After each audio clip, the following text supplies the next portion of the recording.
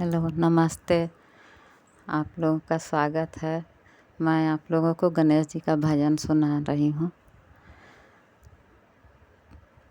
जय श्री गणेश।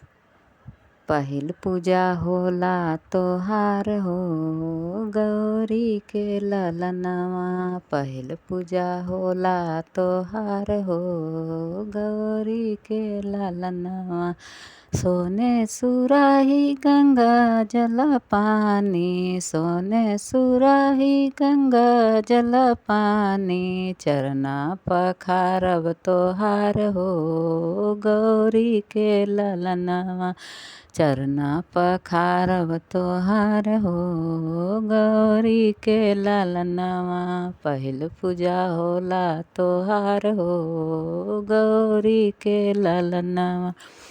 सोने के कटोरी में केसर चंदन, सोने कटोरी में केसर चंदन। तिलका लगाएब तोहार हो, गौरी के ललनवा। तिलका लगाएब तोहार हो, गौरी के ललनवा। पहिल पूजा होला तोहार हो, गौरी के ललनवा।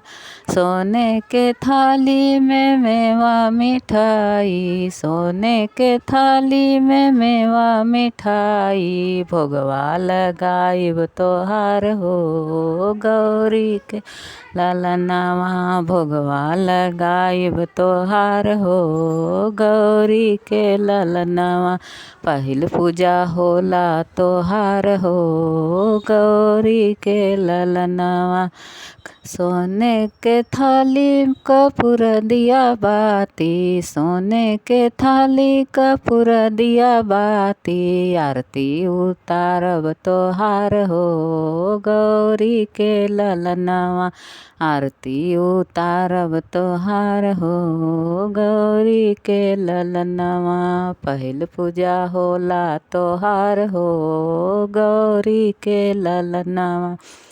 घर ही घर से सखिया बोलाइब, घर ही घर से सखिया बोलाइब। भजन सुनाइब तोहार हो, गौरी के ललनवा। भजन सुनाइब तोहार हो, गौरी के ललनवा। पहिल पूजा होला तोहार हो, गौरी के ललनवा। पहिल पूजा होला तोहार हो, गौरी के ललनवा। नमस्ते।